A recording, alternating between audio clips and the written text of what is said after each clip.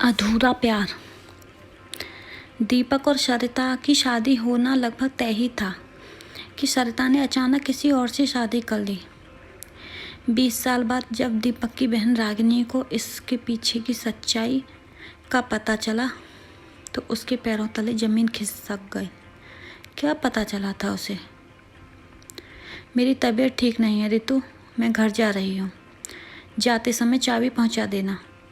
यह आवाज़ तो जैसे जानी पहचानी है। एक बार तो मेरे मन में आया कि आंखों से गीली रुई हटाकर उसे देखूं, मगर तब तक दूर जाती सैंडलों की आहट से मैं समझ गई कि बोलने वाली जा चुकी है। उसकी आवाज़ अभी भी मेरे कानों में गूंज रही थी, इसलिए मैं अपनी उत्सुकता दबा नहीं पाई। यही तो है ब्यूटी पार्लर की मालकिन, सरिता राजवंश। ऊपर ही अपने पति के साथ रहती है। रुपए पैसों की कोई कमी नहीं है, बस खालीपन से बचने के लिए यह पार्लर चलाती है। जितना पूछा उससे कहीं ज़्यादा बता दिया रितु ने। नाम सुनते ही मेरा रोम रोम जैसे झंझना उठा। चेहरे पर फेस पैक लगा था, वरना अब तक न जाने कितने रंग आते और जाते।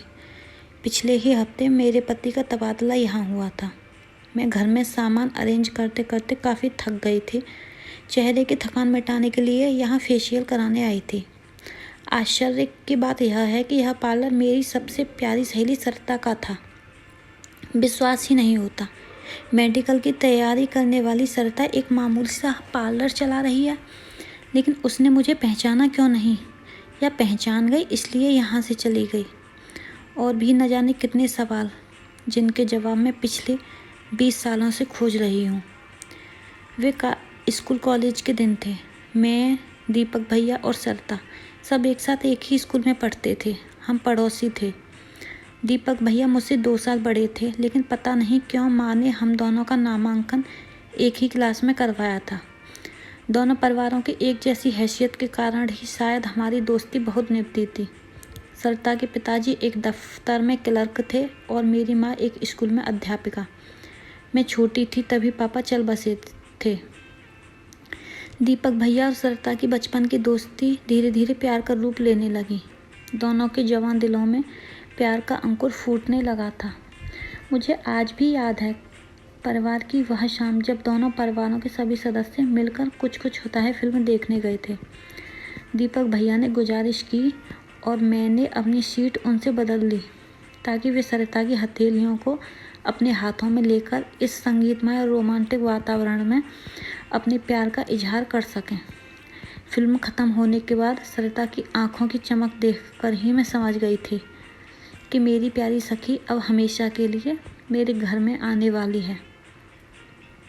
पापा की मौत के बाद मैंने अपने जिस भाई को एक पिता की तरह गंभीरतापूर्वक जिम्मेदारियों को निभाते हुए देखा था, आज उसके मन में अपनी ज़िंदगी के प्रति उत्साह एवं आत्मविश्वास देखकर मेरा मन सरिता के प्रति अंदर से झुक जाता। शायद सरिता के निश्चल प्यार की ही ताकत थी कि पहली बार में ही भैया ने MBBS की परीक्षा पास कर ली। उस दिन सरिता इतनी खुश थी कि उसे अपने फेल होने का भी कोई गम नहीं था। सब कुछ इतना अच्छा चल रहा था कि अचानक एक दिन हम दोनों भाई बहन मौसी के घर गए हुए थे और 1 महीने बाद लौटे तो पता चला कि सरिता ने दिल्ली के किसी अमीर आदमी से शादी कर ली है। उसके मम्मी पापा ने भी साफ साफ कुछ बताने से इनकार कर दिया। फिर तो जैसे दीपक भैया के सारे सपने रेत के घरौंदों की तरह सागर में एकसार हो गए। जिन लहरों से कभी उन्होंने बेपनाह मोहब्बत की थी, उन्हीं लहरों ने आज उन्हें गम के सागर में डुबो दिया। उस समय कितनी मुश्किल से मैंने खुद और भैया को संभाला था, यह मैं ही जानती हूँ। 700 हुए मैम। रितु की आवाज़ सुनकर मैं अतीत से वर्तमान में आ गई। 1 घंटे का फेशियल कब पूरा हो गया पता ही नहीं चला।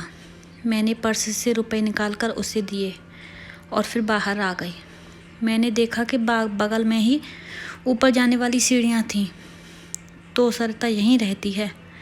सोच मेरे कदम स्वतः ही ऊपर की ओर बढ़ने लगे।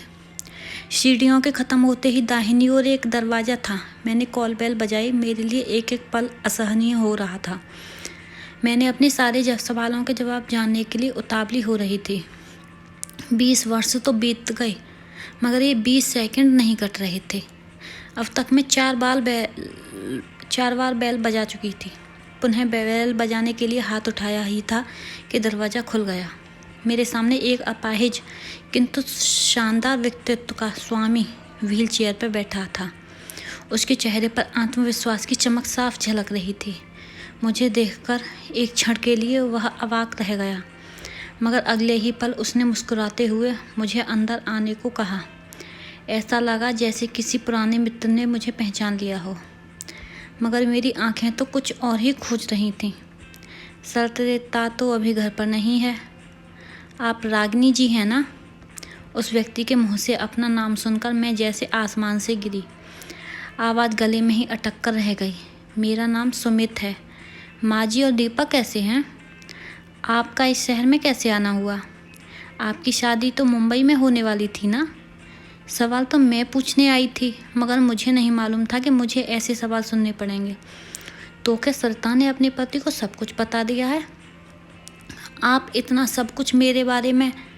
मेरे हलक से आवाज़ ही निकल पा रही थी और मैं बिना कुछ कहे और वहीं सोफे पर धम से बैठ गई। तभी सामने दिखी वह तस्वीर जो हमने अपने फेयरवेल वाले दिन खिंचवाई थी। मैं, दीपक भैया और सरिता।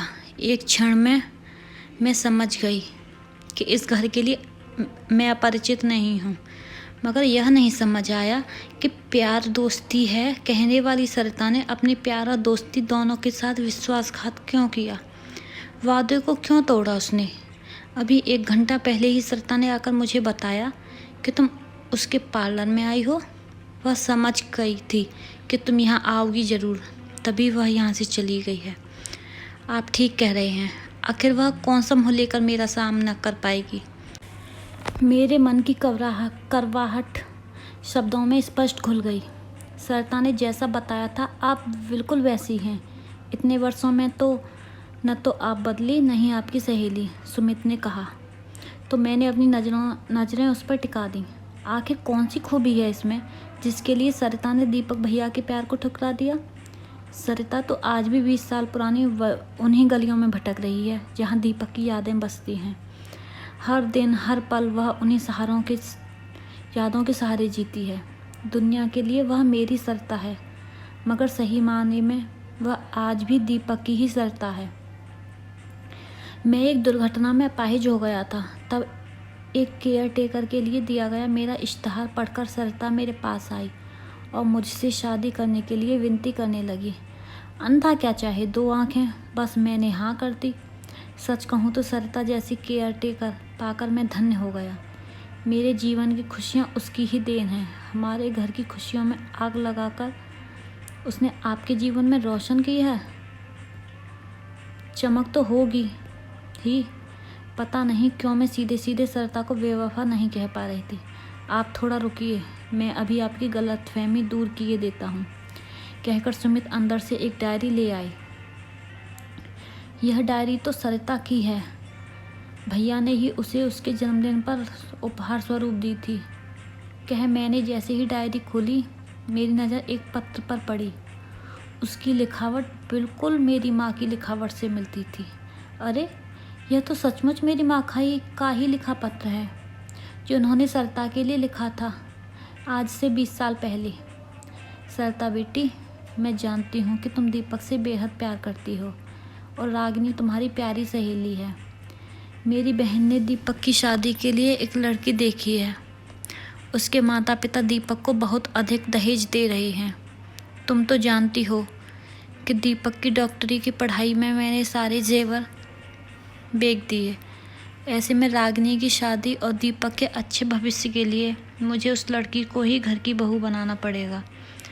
दीपक तो मेरी बात मानेगा नहीं।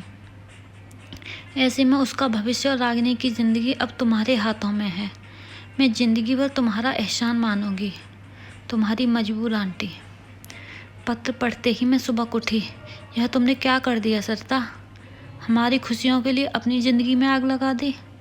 आखिर क्यों सरिता? क्या कोई दूसरा रास्ता नहीं था? आज तुमसे पूछे बिना मैं यहाँ से नहीं जाऊँगी। इतने वर्षों तक मैं और दीपक भैया तुम्हें बेवफा समझकर तुमसे नफ़रत करते रहे और तुम दीपक की नफ़रत ही तो उसके जीने का साधन है। एक ही क्षेत्र में रहकर शायद कहीं किसी मोड़ पर दीपक से मुलाकात न हो जाए, इसीलिए उसने वह रास्ता ही छोड़ दिया। सरिता कभी नहीं चाहती थी कि तुम लोग उसकी हकीकत जानो, इसलिए अगर तुम सच में सरिता को खुश देखना चाहती हो तो उससे बिना मिले ही चली जाओ, वरना वह चैन से जी नहीं पाएगी, सुमित ने कहा। मुझे सुमित की बात सही लगी। मैं एक बार फिर दीपक भैया के प्रति सरिता के प्यार को देखकर नतमस्तक हो गई। सरिता ने तो प्यार और दोस्ती दोनों शब्दों को सार्थक कर दिया था, बस हम ही उससे नहीं समझ पाए। सरिता का चैन बरकरार रहे, इस वजह से बिना यह बताए कि दीपक भैया आज तक अविवाहित हैं, मैं बोझल कदमों से सीढ़ियाँ उतरने लगी। बेवफाई हमेशा सच नहीं होती, कभी कभी मजबूरियाँ बहुत प्रबल होती हैं। तो दोस्तों, आपको हमारी कहानी कैसी लगी? अगर आपको हमारी कहानी अच्छी लगी हो तो प्लीज़ चैनल को लाइक और वीडियो को सब्सक्राइब करना ना भूलें।